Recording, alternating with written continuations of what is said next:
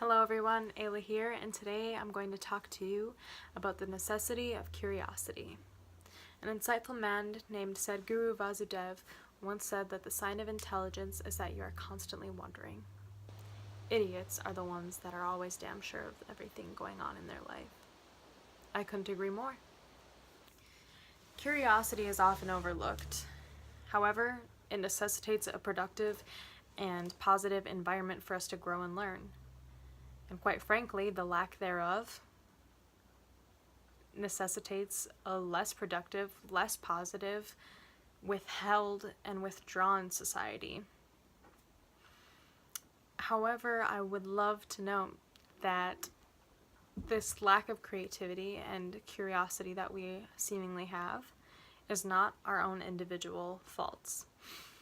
It's hard to continue our curious journeys in life when it seems to simply disappear as we age, as we grow to know things, and also by the way our society is set up, in which having knowledge is power, and keeping that knowledge the same almost gives more credibility.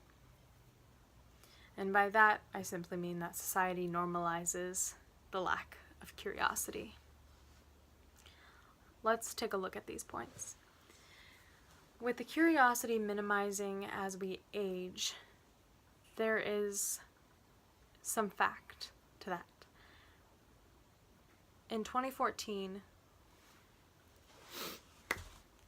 hello everyone, Ayla here, and today I'm going to talk about the necessity of curiosity.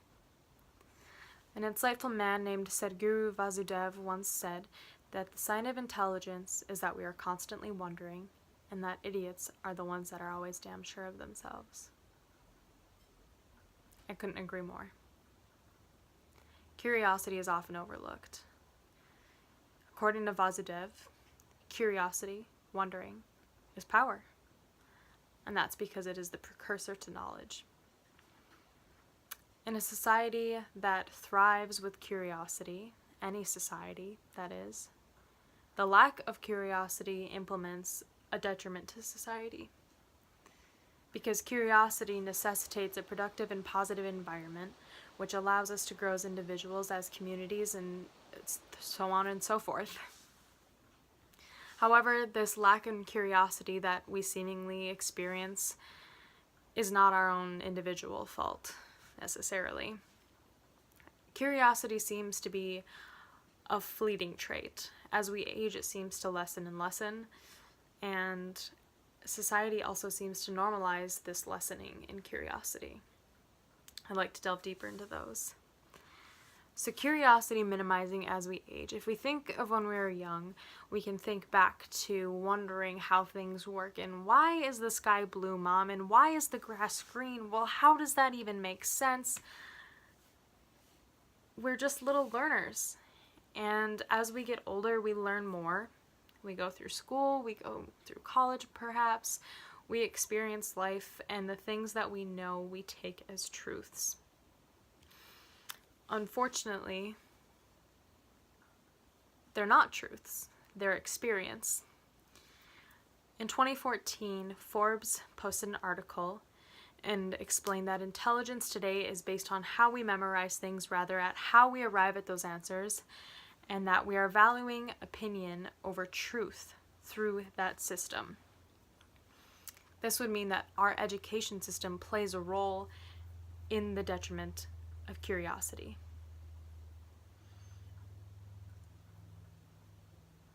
The way that our school system is set up is allowing for us and our children and our nieces and nephews to begin their journey backwards in terms of growing their minds, and that's extremely unfortunate.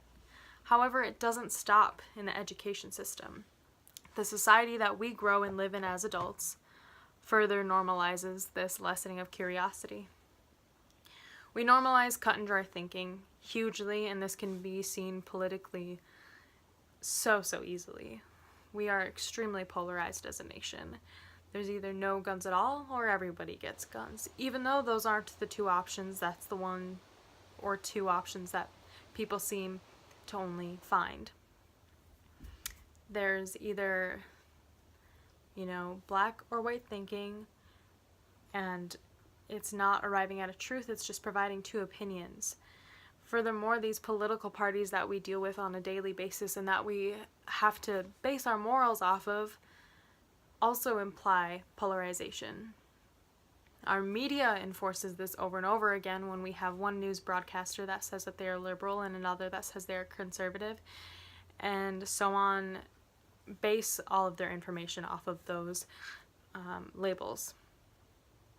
The entire political system furthers polarization, and that the knowledge that they provide is right and nothing else is right, and that you are not to question that information. I'd also like to add another point in terms of society normalizing things, and this is just an observation, but it's trendy to have an opinion. If you don't have an opinion, you're seen as unknowledgeable, uneducated, and not worthy of growing an opinion. I think that's extremely unfair. How should people form an opinion without any knowledge? Which is hugely the issue.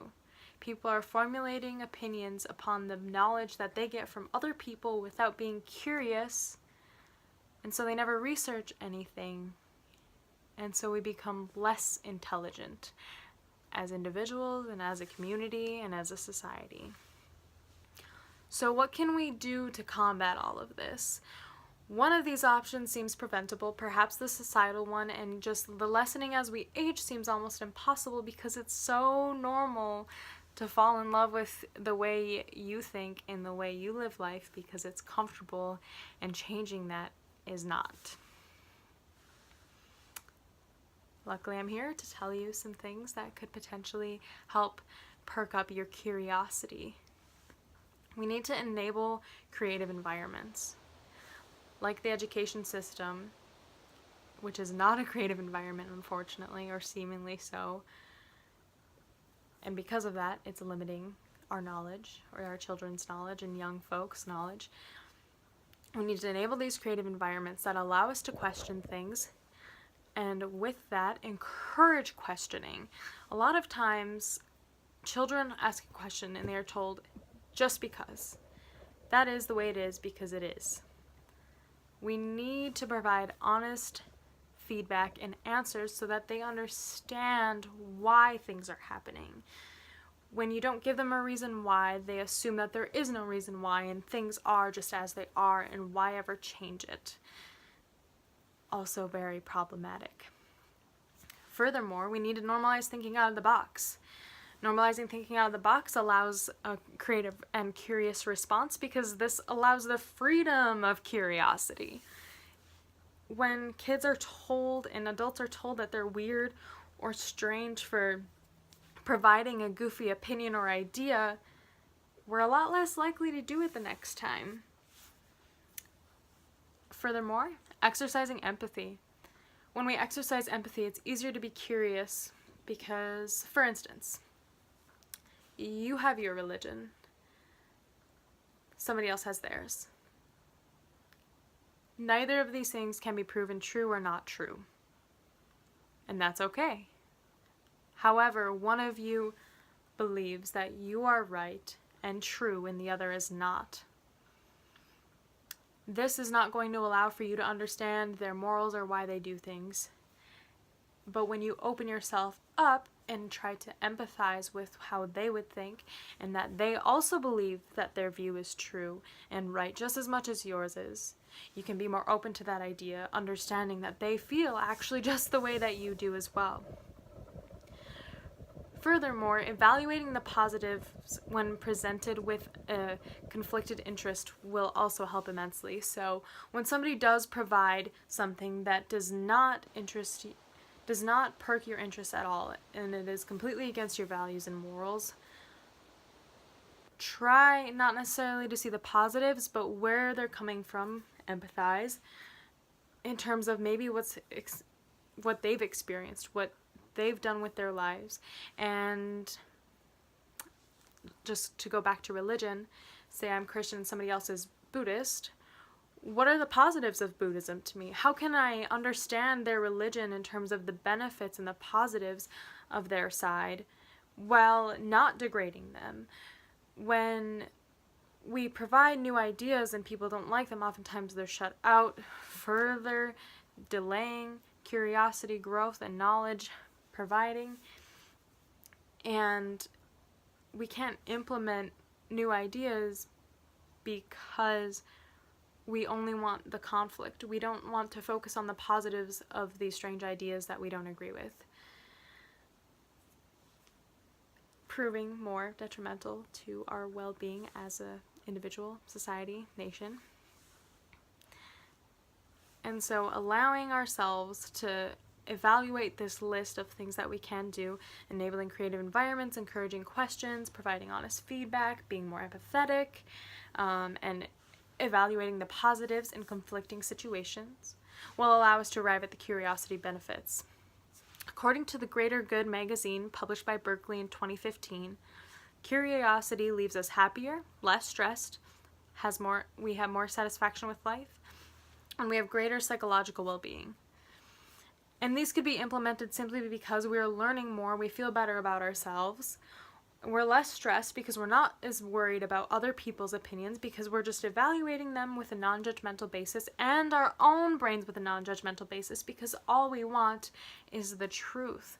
We're not trying to arrive at an opinion. Everything is free of judgment, and it's a lot easier to live life that way. According to Inc.com, the greater curiosity provides a greater ability to learn, which provides the greater ability to be smarter.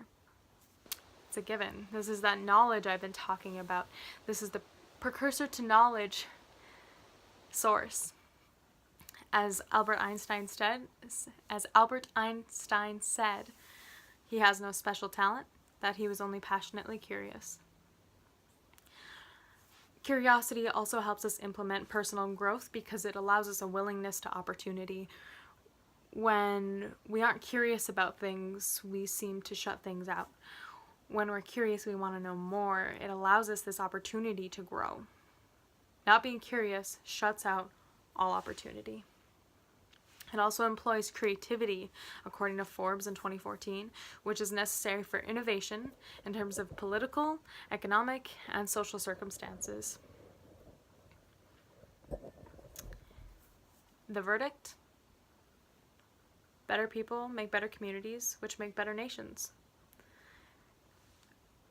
Forbes, in the article, says that curiosity is a necessity for innovation.